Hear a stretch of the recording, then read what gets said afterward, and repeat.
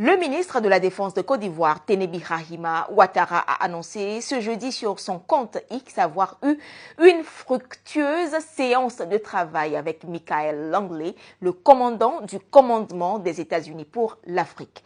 Que préparent les deux hommes qui se sont rencontrés à Abidjan? C'est pourquoi je tiens à exprimer au nom du ministre d'État, ministre de la Défense, notre profonde gratitude aux États-Unis d'Amérique pour leur engagement constant en faveur d'une Afrique de l'Ouest plus stable et plus sûre. Je salue tout particulièrement le commandement des opérations spéciales des États-Unis pour l'Afrique, à l'initiative de l'exercice Flintlock, dont l'appui permanent contribue au renforcement des capacités des forces, tant ivoiriennes que celles des nations partenaires.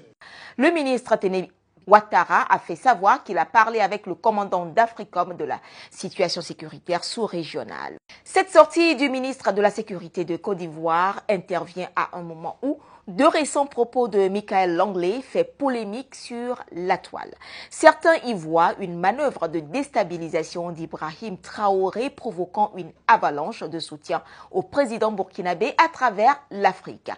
Le controversé commandant d'Africom avait affirmé devant le Sénat américain que les ressources minières du Burkina Faso ainsi que certains revenus issus de la coopération avec la République populaire de Chine ne profiteraient pas au Burkinabé et servirait plutôt à la protection du pouvoir d'Ibrahim Traoré.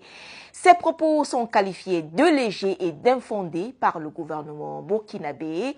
Les autorités burkinabées ont précisé que l'ensemble des recettes issues de l'exploitation minière est reversé dans les caisses de l'État et fait l'objet d'une gestion rigoureuse et transparente dans le cadre du budget national. Autre fait, en début de semaine, le capitaine Ibrahim Traoré parlait de coup d'État manqué accusant la Côte d'Ivoire d'abriter un centre d'opération chargé de déstabiliser le Burkina. Mais la réponse de la Côte d'Ivoire ne s'est pas fait attendre. Mercredi, le porte-parole du gouvernement Amadou Coulibaly dit attendre les preuves de la dernière accusation. Pour rappel, les relations diplomatiques ces dernières années sont tendues entre la Côte d'Ivoire et le Burkina Faso.